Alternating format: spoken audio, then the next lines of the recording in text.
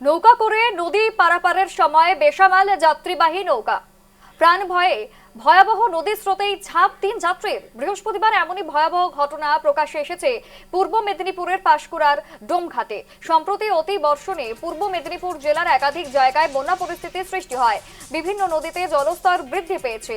সেরকমই পূর্ব মেদিনীপুরের পাঁশকুড়া এলাকায় কাঁসাই নদীর জলস্তর অনেকটাই বৃদ্ধি পেয়েছে। আর নদীতে স্রোতের ফলে নদীর সংযোগ রক্ষাকারী বেশিরভাগ বাঁশের সেতু ভেঙে পড়েছে। সেভাবেই পাঁশকুড়া প্রতাপপুর 2 গ্রাম পঞ্চায়েতের ডোমঘাটের বাঁশের সেতু ভেঙে পড়ায় নদীর দুই পারের মানুষদের এখন একমাত্র পারাপারের ভরসা নৌকা। তবে বৃহস্পতিবার দুপুরে নৌকা করে নদী পারাপার করার সময় ঘটে বিপত্তি।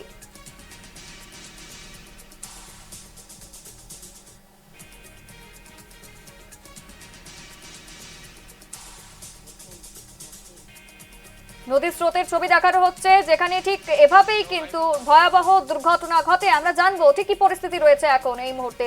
আমাদের সঙ্গে রয়েছে প্রসূন। একেবারে ঝাঁপ 3 যাত্রী, তারা ঠিক কি অবস্থায় রয়েছে? বলে রাখি, ঠিক দুপুরে ঘটনা ঘটেছিল পাঁশকুড়ায় ডোমঘাট বলে একটি জায়গা রয়েছে। এবং এই ডোমঘাটেতে যখন মানুষ নৌকা দিয়ে পারাপার হচ্ছিল, কারণ এখানে বাঁশের সেতু ছিল, ওই সেতু কিন্তু এই জলের তলে ভেঙে যায়, যার কারণে দুই পাড়ের মানুষকে কিন্তু এই নৌকা করে যাতায়াত করতে হচ্ছে। আর যখন এই যাতায়াত করছিল, ঠিক সেই সময় কিন্তু একটি বিশাল পানা আসে এবং সেখানে জলের স্রোত এই নৌকায় কিন্তু লেগে যায়, এবং তারপরে কিন্তু রীতিমতো বিপর্যস্ত হয়ে পড়ে নৌকাটি। এবং সেই সময় 3 জন যাত্রী ঝাঁপ দেয়।